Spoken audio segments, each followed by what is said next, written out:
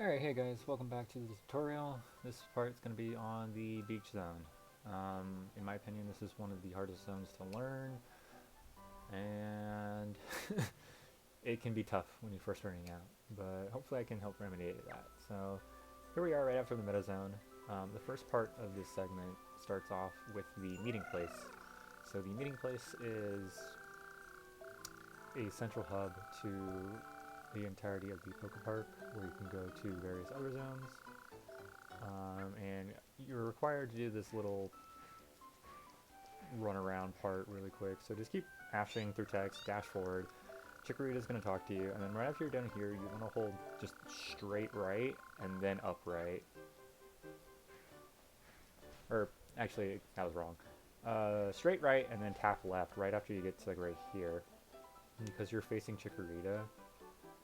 It's been a little bit since I've done this, so, and then like that, and then you can jump around to Drifblim. So talk to Drifblim first, and then just mash through the text. Yay, what to do.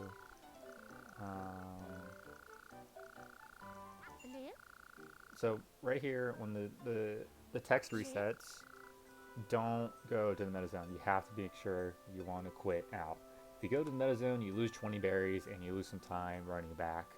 And then you have to make up 20 berries. So just make sure you meta down to quit. From here, you want to hold upright and dash. Now, depending on where you talk to Drifblim from, it's a little hard. You have to like hold upright right as you're done, and you can immediately dash out around the bench. It takes a lot of practice, and it's kind of hard to do. I don't do it properly every single time. From there, you want to run around and then just get over here. Again, timing your jumps is important because it can get you to like the perfect spot to talk to the next Pokemon, which is Mischievous in this case. Here you just gotta mash through a whole bunch of text and then take a photo, which is the minus button. Yes, you are required to take a photo to progress.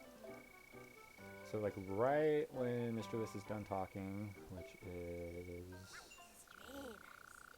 right here, right after this box, you can just take a photo, and then yes, you have to save it, and then walk up and talk to Mischievous again. Pretty simple, you just have to remember to do it. From here, hold right, and then go run over to Electabuzz. Just keep mashing through text. You want to say no to this, because Electabuzz upgrades your Thunderbolt, but we don't do that, we only upgrade Dash later.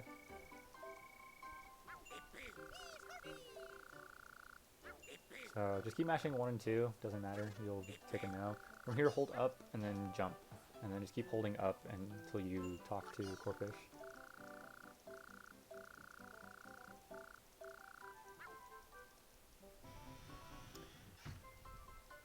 Hold up right, kind of right, and then just jump around the gate post and then just hug the wall and dash towards the beach zone.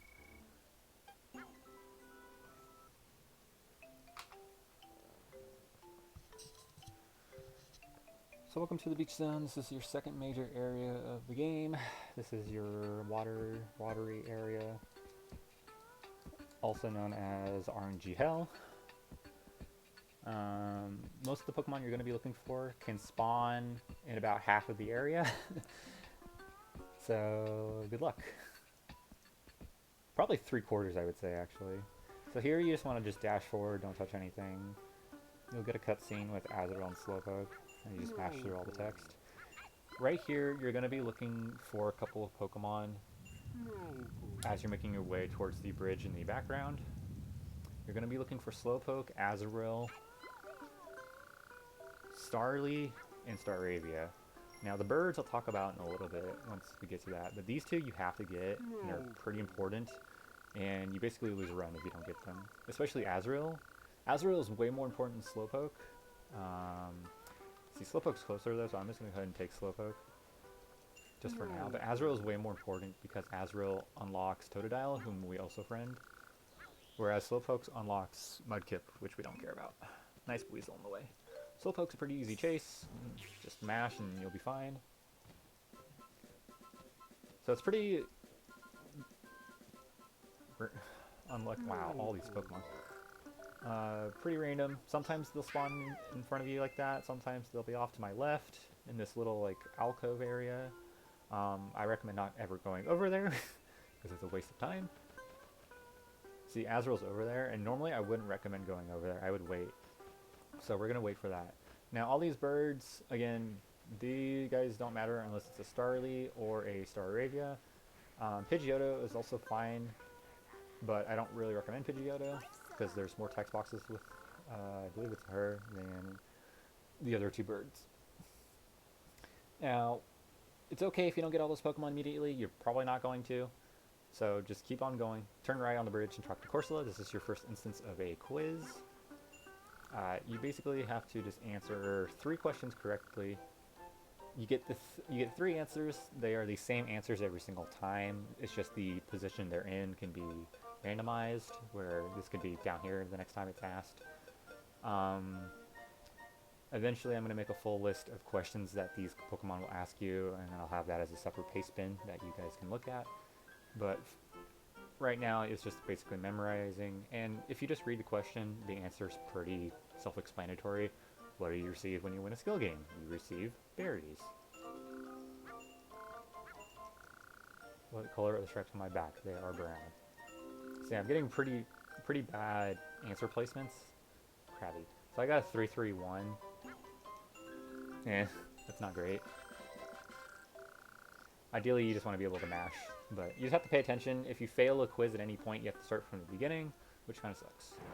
Here, just dash forward and hold up left a little bit, and that'll get you around the Corsola. And then here, you just want to hug the wall all the way. Don't run straight at Feraligatr, because again, huge loading zones. So this will get you to talk to Feraligatr. Blah, blah, blah, blah, blah, blah.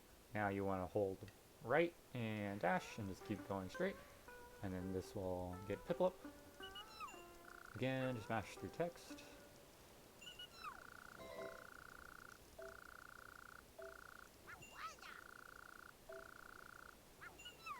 Blah, blah, blah, blah, blah. So now we have to go back to the Meadow Zone. Hold left, dash. Now you want to go over the bridge again, and straight.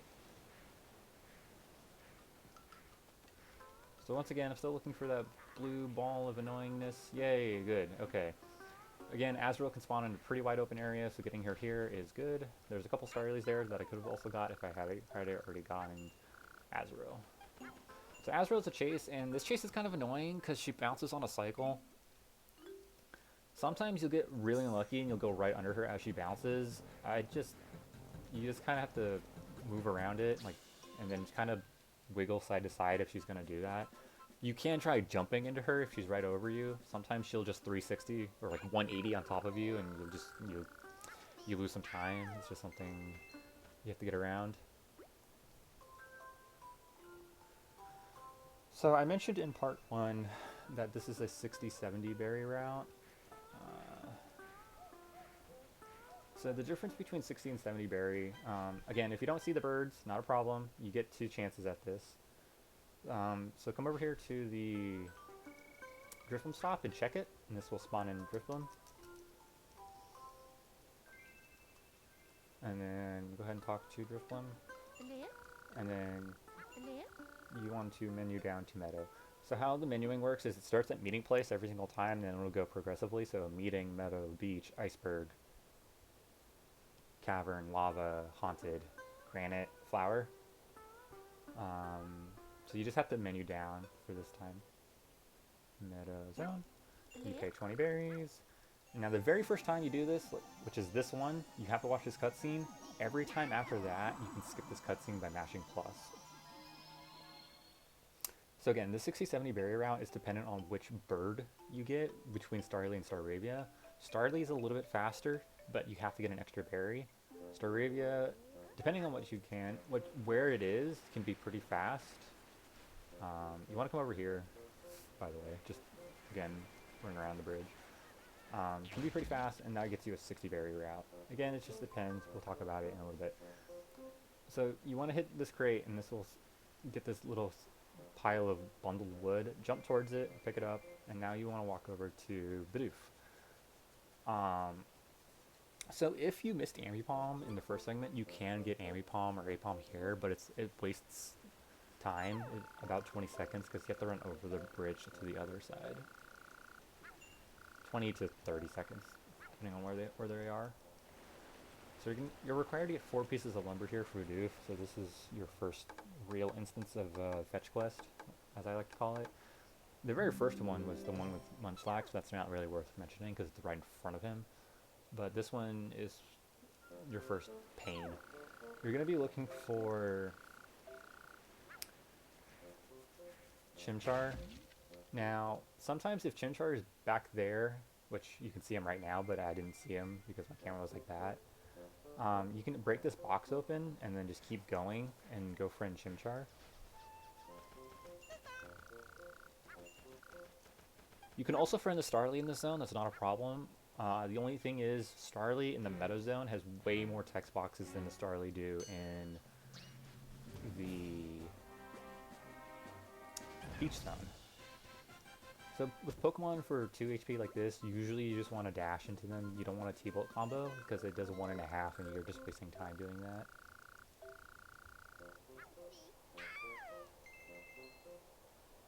So over here, there's Shinx in this corner. They can spawn upwards to right here, or so like all the way in the back, which kind of sucks. There's 2 of them, so they both have these. I think they have the same amount of text boxes. One might have like one less than the other. To chase, it's actually pretty simple. They're kind of quick, but you'll catch up in no time at all. Now the reason why we skip that box is because we come for it after we do this.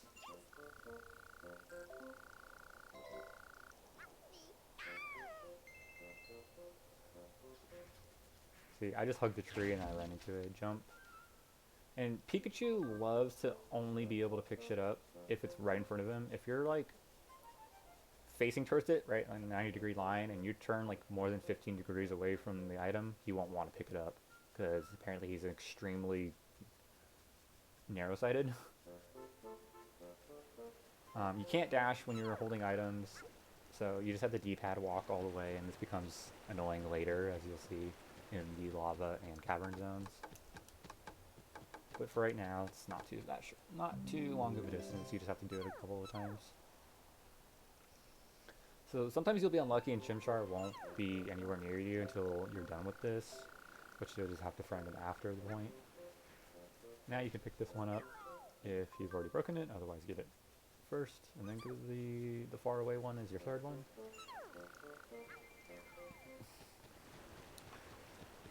Lots of cutscenes, lots of downtime.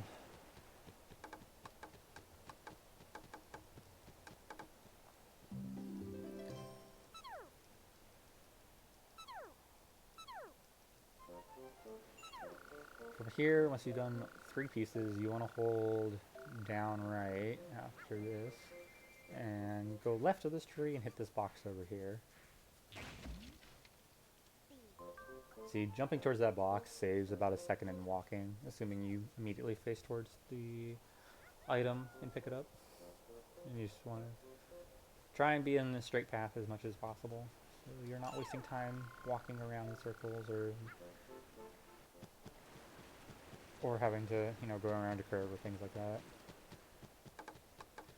So once you do all this, this will spawn in B-Barrel, which is the Bidoof's grandmother. Yes, this game has a lot of lore, and for whatever reason it has specifically a numbered amount of gendered Pokemon. I don't know why. Make sure, once you're done with this, and after B-Barrel spawns in, you talk to Bidoof again, right here. You have to talk to Bidoof to progress the story. If you forget to do this and go back to the beach zone, you're going to be out of luck.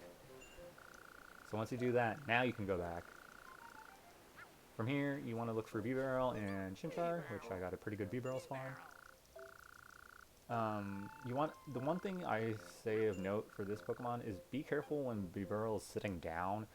Sometimes B-Barrel, instead of being on all fours like this, will sit down on her like back legs, and while her like model has changed, her hitbox hasn't. So if you try to talk to her from behind when she's sitting down on her butt like that, it the the game literally just pushes you away, and you can't talk to her from behind. Pretty simple battle. If you're incredibly lucky, see here, she does a rollout, so I actually try and space it to where I can do a thunderbolt instead of trying to dash into it, and it saves a couple of frames, usually. If you're incredibly super duper lucky, they will be by the river, and you can quick kill Chimchar or Bibero, it's just it usually never happens. So Starly here, you can get these two. I'm just going to avoid it for demonstration's sake. You don't need to get them here, but you can. Come back over to Drifblim and menu down to Beach, and then make sure you're mashing plus so you can skip the cutscene there.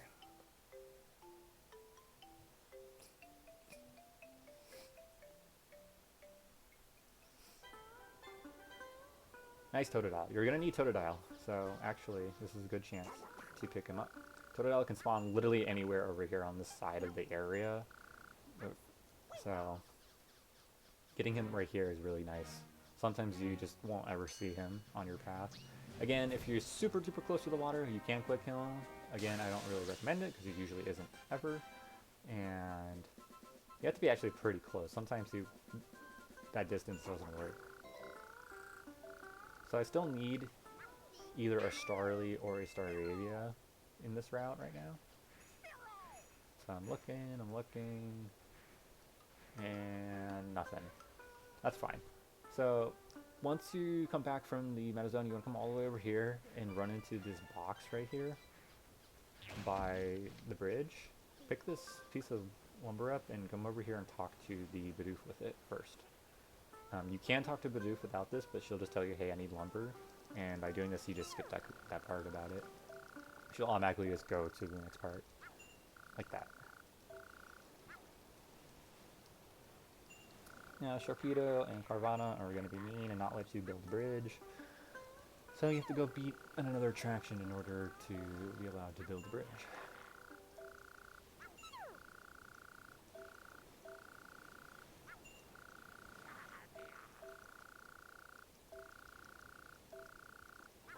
So hold up left here, and this will get you around the Bidoof. You can see Staravia's right there, and Starly's right there. There's a whole bunch of Starlies. There's only one Staravia, so just be mindful. Again, you still don't need them up to this point, but you should start being concerned if you have not seen them, or Totodile. Totodile can spawn over here, but sometimes he doesn't, like he just didn't right there. So come up to Pelipper, and go ahead and play this attraction, which is Pelipper Circuit.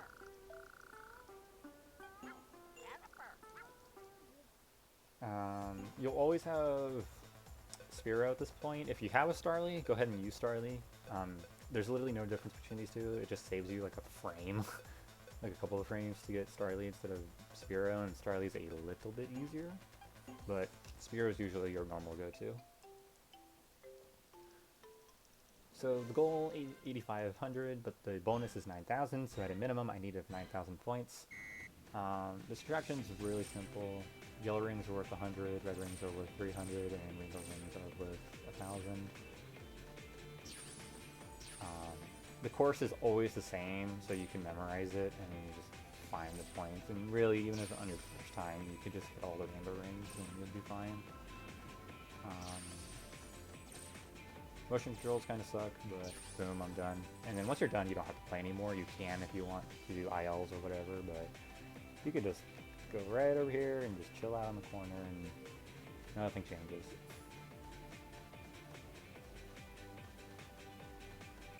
Boom. Simple as that.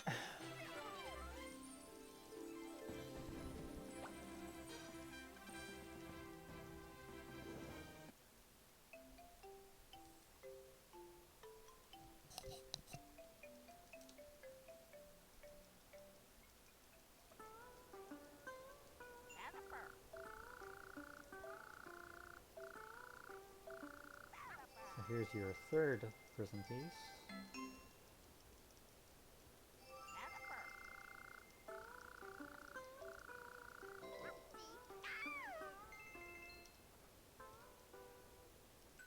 Keep mashing now. You're gonna get a long pause here where you can't do anything. Just wait for it. There you go. Alright. Yay, finally a Starly. Okay, so Starly is a chase. And by talking to Starly, I'm gonna have to get 70 berries now instead of 60. Starly's worth 10 berries, whereas Staravia is worth 20. And Starly is the only... Oh, I almost did it. Starly's the only chase Pokemon out of the flyings that you can actually hit out of air by jumping into it. Like that. And that's the reason why Starly's faster than Staravia. It takes a little bit of practice, and Starly sometimes doesn't fly in a straight path, so they'll just like randomly turn. If you're lucky at the start, you saw that it was flying towards me, you can just jump right into it, but I missed because I wasn't ready for it. So now I have to get 70 berries in this route. Whereas if I got Staravia, I only needed 60, and I currently already have 60 because at the start of this tutorial, I got a red berry, and then I got a green berry from the Caterpie tree. So now that I have Starly, I don't need to do anything else. I can just run all the way back because I've gotten all my friends. I've gotten Azurill, Totodile, Slowpoke, and a Starly, or a Staravia. So come back over here, and then they'll allow you to build the villages, and blah blah blah blah blah blah blah blah. Okay, so now here's a difference in a route that you can do, and I don't recommend it because it saves 10 to 15 seconds depending on the RNG, but if you don't get good RNG, you lose up to 40, up to a minute sometimes, and it's just only worth it at world record level. The route I do personally, and I'm only explaining it just because there's a lot of differences you can do with this game, because you have to have a certain amount of friends at certain checkpoints in the game for allow you to proceed. The first checkpoint is actually you're required to have 25 friends by the time you start. Nice sirens in the background. By the time you start Gyarados' attraction. So if you don't have 25, the game boots you out. So you have to have a certain amount of friends, and we have to have a certain amount of berries so we can upgrade our dash. So a different route that I do is called the double bird route. And instead of getting Caterpie and wasting all that time, spawning Caterpie in, playing the chase, spawning in Butterfree, I get both of the birds here. So I get both Starly and Staravia, or additionally, I can get Pidgeotto, which I'm not going to bother with right now, because that's too much effort. Now, if I could find Staravia, I want to show off a cool strat that anyone can do. Not finding Staravia. Of course. That's just part of the game, right? See, you're looking for Staravia, can't find it. So, anyways, as I was talking over, the game told you need 2 pieces of lumber. So turn around, come over here, and run all the way over here and break this box open. And just take this over to Bidoof.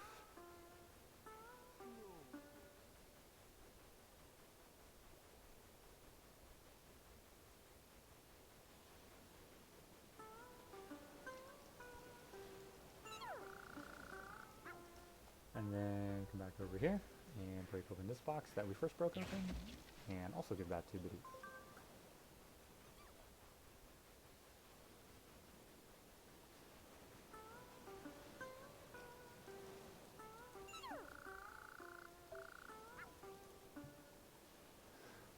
Once you do that, Bidoof's going to build 3 bridges out of those 2 piles of sticks. Nice long 40-second cutscene.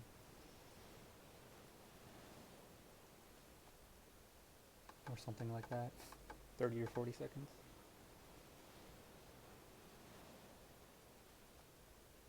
Don't ask me the logic behind how these bridges are built or whatever. I just Nintendo logic.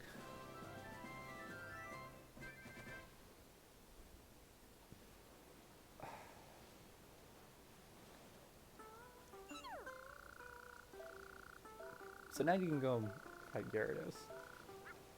Now, I do want to show Staravia, if I can. Which I'm not going to be able to. Pidgeotto will do. Pidgeotto also gives the same amount of berries as Staravia. I just think Pidgeotto's a little bit slower. and usually doesn't come up as often. So these Pokemon ask you to battle, and they're a giant pain in the ass to battle because they fly in the air most of the time, and you have to like wait for them to attack you. What you can do is you can lure them over towards the water,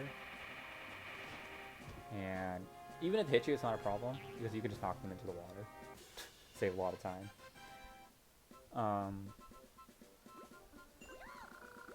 Ta-da!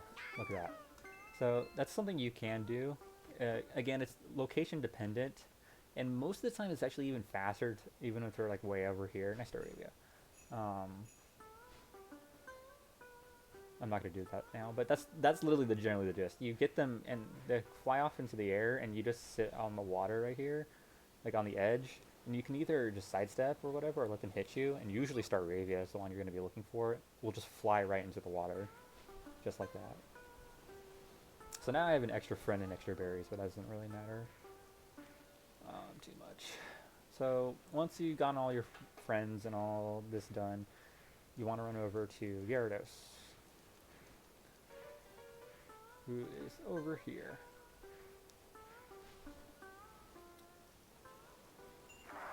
And play Gyarados' Aqua Dash. So once again, if you don't have 25 friends by this point, Gyarados won't let you play, but you should have 25 as long as you've been following the route.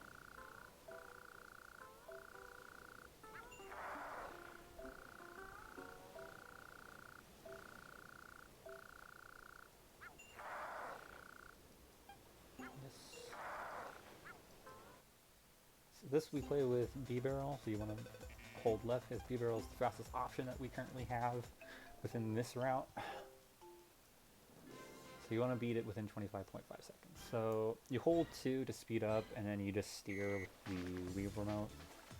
Again, hug the corners without hitting the corners, so you're not losing a whole bunch of time. If you can, hit every speed boost, as that helps you save time.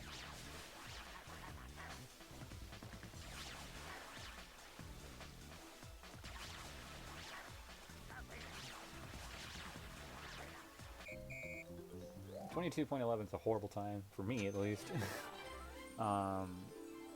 Ideally, you want for B-Barrel, you can get under 22. So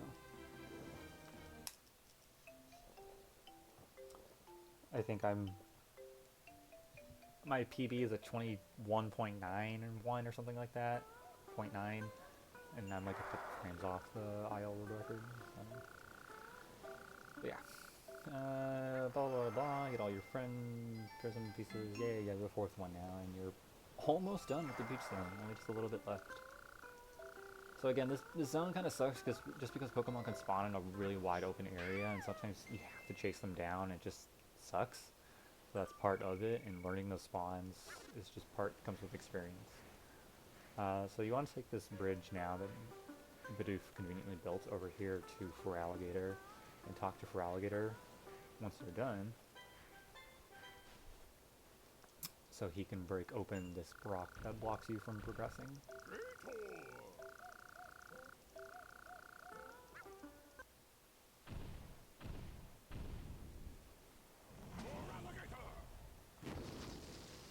Now, before you progress, we're actually going to friend Feraligatr. So right after this cutscene's done, you want to hold up and just mash 2 without jumping, and then play a skill game of battle.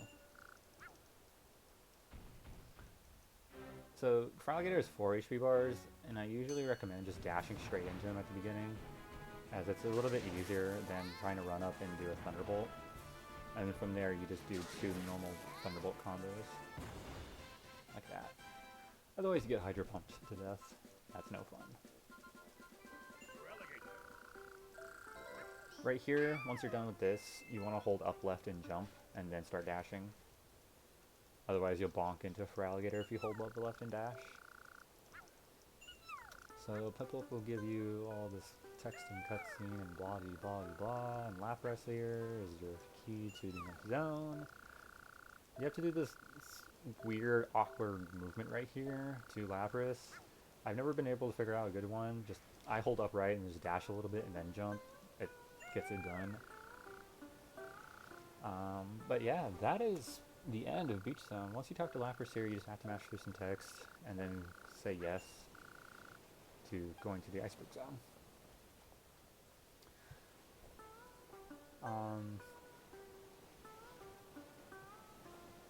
Not too difficult. It can be difficult just learning the positions of the Pokemon, but other than that, um, you just have to make sure you remember to talk to Bidoof in the Meta Zone, and then find out the pieces, find out the Pokemon before you're required to move on.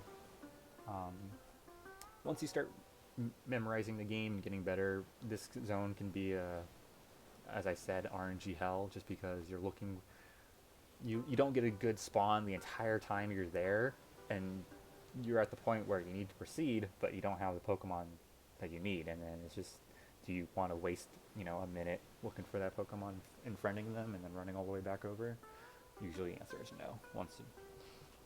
Even though it's a 45 minute reset usually if you do that, or depending on where you are in the zone, somewhere around 30 to 45 minutes. But yeah, that is the beach zone. Up next is the iceberg zone, which is a little bit easier in my opinion than the beach zone. Can be a bit harder in tech, but overall pretty nice. So yeah, until next time, thanks for watching.